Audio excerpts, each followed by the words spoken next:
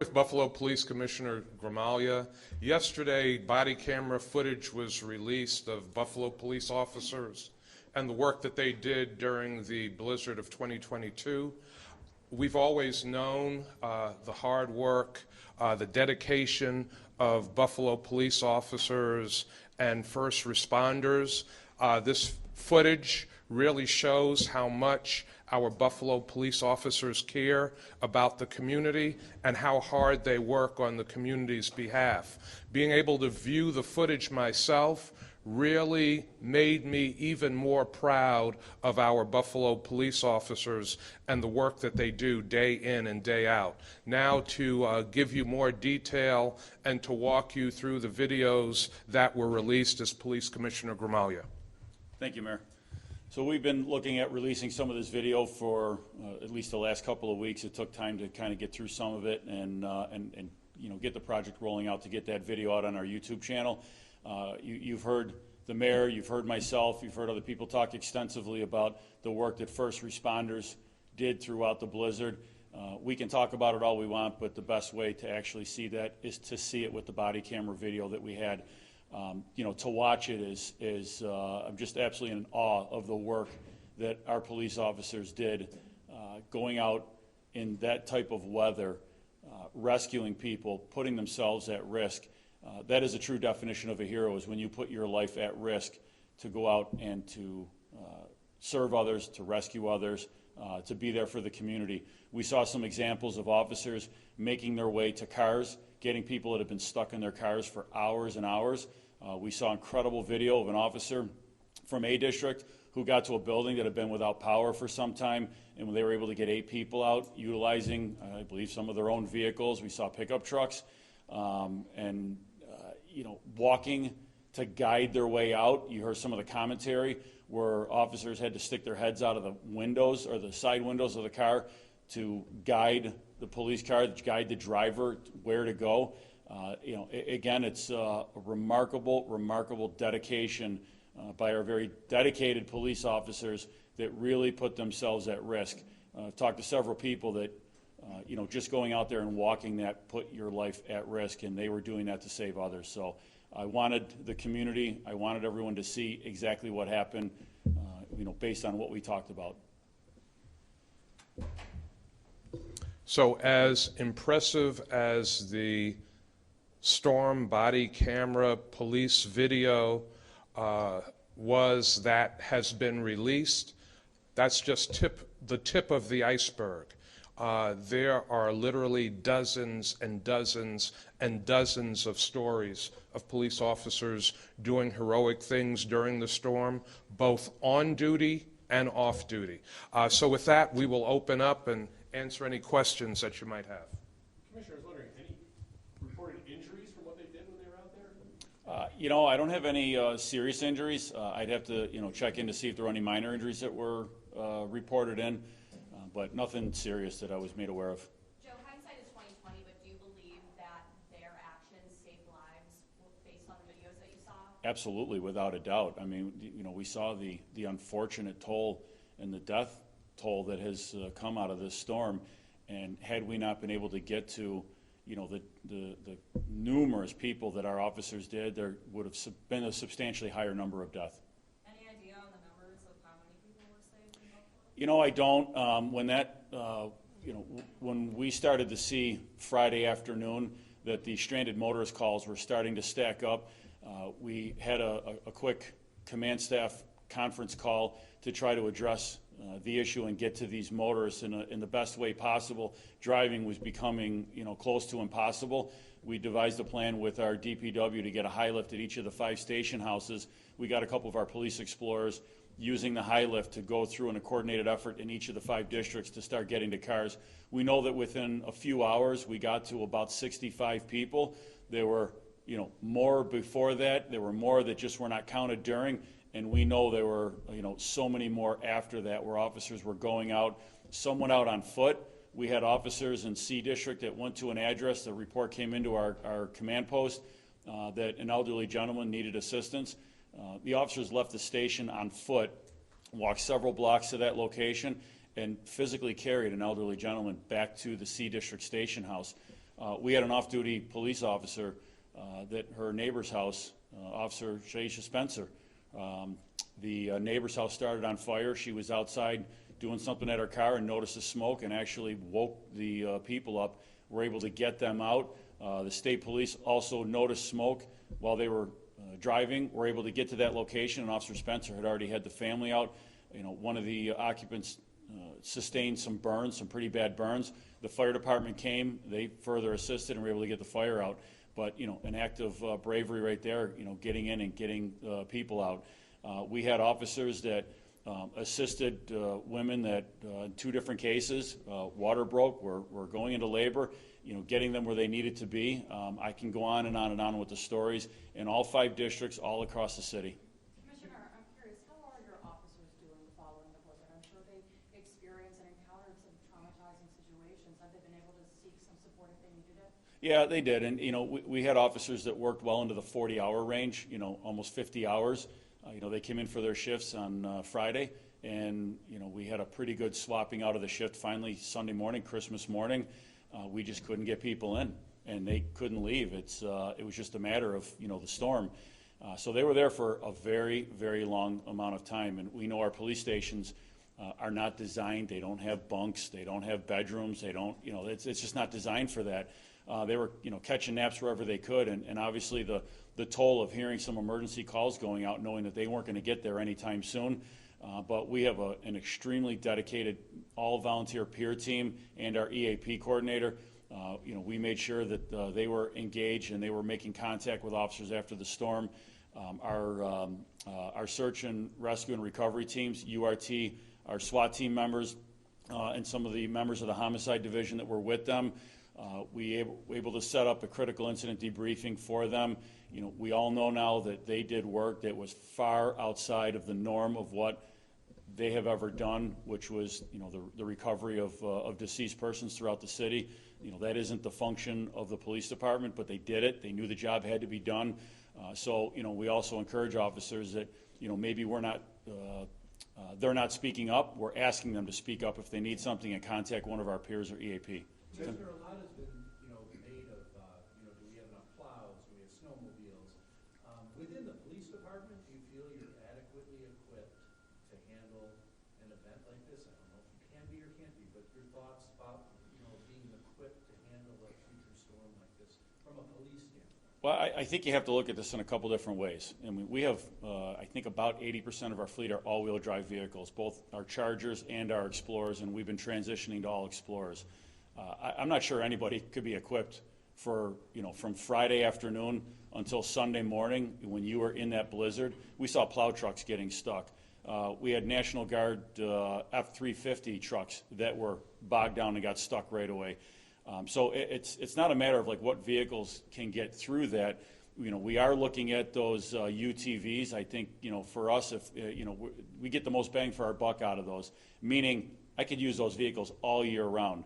Snowmobiles, you know, we have the availability to get snowmobiles both through state resources, county resources, volunteers. We saw how the volunteers really stepped up in the various snowmobile clubs. We can get them in for the times that we need them. So, you know, we are looking at identifying those UTVs and some other opportunities for equipment. But, you know, officers, you know, worked with what we had. Typically, we don't see that. Typically, our all-wheel drive vehicles are getting through the snow. Commissioner, can you just expound on the UTVs and the use throughout the year, how they would help throughout the year? You know, so, and look, we're not the only ones. We know that a lot of other agencies now are looking at these UTVs. They have the option of taking off like a tire change. You can take the wheel off and put like a tractor tread on them. So, you know, we're looking at those options, but, you know, we've got parades, we've got festivals, we've got races, we've got linear park, we've got other parks. This would give us an opportunity to not only utilize these in inclement weather, but to utilize these through different community events and different other you know, events that I just mentioned. We would also be able to utilize these things for our dive team and for SWAT team for, you know, a myriad of functions in that. So that's something we are looking at. I want to make the smartest decision possible when I make a recommendation on a purchase that we can really get the most use out of a piece of equipment. For us dummies, what's UTV stand I call them ultimate terrain vehicles. I'm not sure exactly what the U stands for, but I'll call them the ultimate terrain vehicle. One or two more? Where were they taking people they rescued? All to the district or districts or? It really depended on where they were. So a lot of people went back to the district houses. Some people went there on their own. Fire stations. Some were taken to hospitals and anywhere where they could get them in and out. And I know one of the local news stations had some people occupying space in their lobby as well. Anywhere we could get people out of the weather and into safety, that's where we were getting them to. Do you know how many people you guys housed? C District had, the last count, they were up around 60 people. Some of the other stations were at any given time around 10. And some were kind of in and out depending. We knew we had some that transitioned into some other locations and some warming centers. But the highest number was about 60. And, I go back to our police stations. They're not food kitchens and they're not, they don't have beds. But we had some officers, one of our officers that works in downtown at B District lives close to E District, Officer Maurice Foster, not once but twice, because he lives close by, brought a lot of food to the station house, not just for the officers, but for the community members that were there. Homemade food, and it really hit the spot. C District, the gas station convenience store across the street, called the station and said, by all means, get into my store any way possible, break in if you have to. Fortunately, the store owner was able to get there, and we didn't have to break in, but said, take whatever food you want. I know you have community members and police officers inside, and that's the generosity of this community. Mayor, do you want to comment on that also? In the firehouses were also. Yeah, during the storm, we had district police stations, we had fire stations that were open for members of the community. Certainly want to thank the members of the Buffalo Police Department and Buffalo Fire Department for accommodating that. Just a few days ago, I took a tour of some of the fire stations in the city of Buffalo, and one of the fire stations that I visited had a large number of community members, children, and 3 dogs that were brought to the station during the height of the storm. So the stories of what police, fire, DPW, public safety did are just incredible. Marty, do you have something? Yeah, I wanted to know with Memphis getting ready to release video later, if you guys are preparing for any protests here or concerned about any riots coming as a result of that? We are getting prepared. I'll let Commissioner Gramaglia speak to this as well. Yesterday, Commissioner Gramaglia and I put out a letter to community partners, clergy, block club leaders, small business owners, others in the community, just to make them aware that the video was going to be released tonight. From what Commissioner Gramaglia has been informed by his colleagues in law enforcement, the images are going to be quite disturbing, and so we wanted to make community leaders aware of that. And I will have Commissioner Gramaglia just talk about some of the other preparations that are being made right now. Yeah, so nationwide, we had a conference call, a Zoom call with our Major City Chiefs Association. We did get briefed by the chief of Memphis to the best that she could on kind of the timeline and how this was going to play out with the release of the video.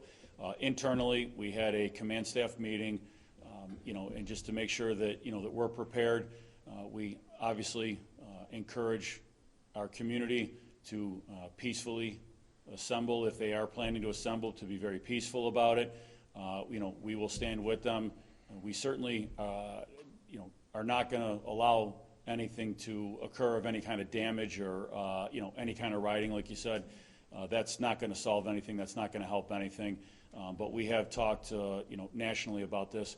We are monitoring through our channels to see if anything would come about. We haven't seen anything yet, but the mayor and I will talk further on this as the time goes by, and particularly when we see the video later on, we know we're going to have a statement on that as well. Yes. Commissioner, Monday there is a hearing on bail reform in Albany. I know you've been vocal about this. You You know, I think we have put out a lot of information on the fact that changes need to be made. You know, I'm very, as you said, outspoken on it. I agreed that changes had to be made, but, you know, the changes obviously went too far. And judges need to be allowed to be judges and have that discretion to make determination on cases. You know, some of the biggest challenges are the language of least restrictive means when it comes to bail. And when we have gun defendants that are being arrested not once but twice and sometimes 3 times and more, you know, we're seeing bail numbers for gun defendants. Bail can be set, but we're seeing bail numbers significantly lower than they used to be prior to bail reform. And that really goes back to that language of least restrictive means possible. You know, stolen cars, we all know that's a problem. And I've talked to some of the media members even yesterday about, you know, some of the issues we have with stolen cars. You know, no matter how many times they're arrested, that's, you know, that's a release. They're going to get ROR'd, they're going to get released, and you know, it's you have to send a message at some point. At some point, there has to be accountability. Let me add, just on the point of bail reform in the hearing, I want to just credit Commissioner Gramaglia and his management staff for meticulously keeping records, keeping data on the impact of bail reform in the city of Buffalo. So the commissioner and his staff will be presenting that data that they have very carefully collected to the members of the state legislature. Mayor, can you tell us how you were made aware of the fluoridation situation with the city water? The fluoridation situation actually was not immediately brought to my attention. What I understand is previously the fluoridation was done manually. There was a manual process, and the Buffalo Sewer Authority received a grant to automate the process. Instead of using a powder form of fluoride, they would be using a liquid form of fluoride, and there were some concerns in the conversion of the process about creating corrosion and allowing lead to potentially seep into Buffalo water.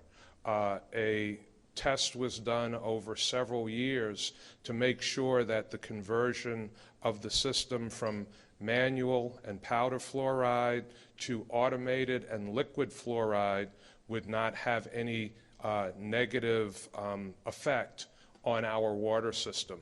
So, you know, that is my understanding of how the process moved forward. I guess in every statement that goes out to water customers, there was a notation of the change. As we understand, a lot of people don't read those documents, and so it probably would have been the best approach to release that to the community. There are a number of ways that people are able to get fluoride in their systems, just naturally occurring with the water. There is some fluoride with toothpaste. There's fluoride toothpaste. So there is a number of different ways that people can access fluoride. I can say that the quality of Buffalo water is some of the best in the nation, and the initial concern that slowed down the conversion was to do this 2 years of testing. As water was converted and alternate water source was used in Flint, that contributed to the incredible water crisis that we saw in Flint, Michigan, and in an abundance of caution, the Sewer Authority was working to make sure that nothing like that would happen here with Buffalo water. Is the lack of communication, though, in the water department? Is it with the council? Is it with your office? Where does that lie? Because if you didn't know, I mean, then John King Public.